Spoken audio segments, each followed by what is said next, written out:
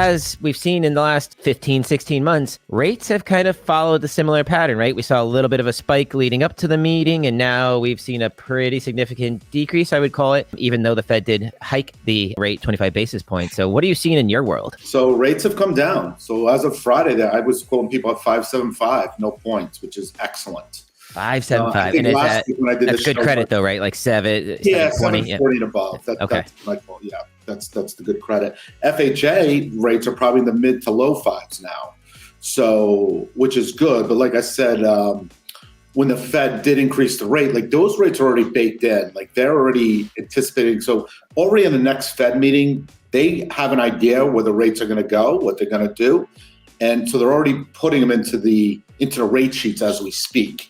And then when they do announce, if it changes from what they think, that'll either increase or decrease the rates. So after the Fed increased it by a quarter point, that day they kind of stayed stable, but by the end of the week, Wednesday, Thursday, Friday was a little dip each day. So 5.75, and I think a couple months ago we're in the sevens. We were in the sevens. That is true. So you mentioned an interesting point. So they've kind of, you say they have it baked in, right? They already are anticipating this, meaning they pretty much know what's going to happen. They assume what's going to happen, right? So let's just say the word on the street, let's call it, was that they were going to increase the rate of a quarter point, the Fed rate by a quarter point. Now, if instead of it going to a quarter point on that day, it went to a half a point, rates would spike. It would be a huge increase in the rate. And if they didn't increase the rate a quarter, left it flat at zero, the rates would have dropped. So it kind of went according to plan. Raise it a quarter, rates didn't really change, market's been up, and then it just goes to the normal, rates are always changing daily, and they have dropped the last, 2 days after that. But to your point, if when the Fed increased that rate and all of a sudden they said, hey, we're going to do half a point now, that would be a big jump in my rate land. It would have thrown things out of whack a little bit, and then we'd have a big increase. Okay. All right. So interesting. So again, I talk about all the time. Yeah. I get the calls even that day. Hey, I heard they increased the Fed rate a quarter rate. Is my rate up? The rates increase. And then you just got to have that conversation. Like, hey, actually they're staying the same. They're flat. Maybe come down a little bit. And then, no one gets that because you think the Fed's increasing the rate, our rate's increasing, but our rates already anticipated that quarter bump. So that's why it kind of went up a little bit. But the reason it's a big meeting is if things don't go as planned, which sometimes they don't, that's when you're going to see big jumps in mortgage rates or declines in mortgage rates.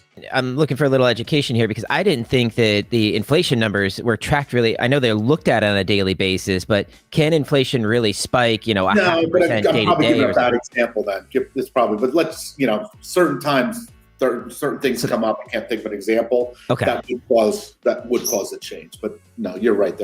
They're tracked daily. Right. Okay. I just wanted to clarify on that because I enjoy when you and Pat Kenny come on the show for episodes like this because I get such an education from it. So I know all the 94 Niners out there do too, because it can be somewhat convoluted, right?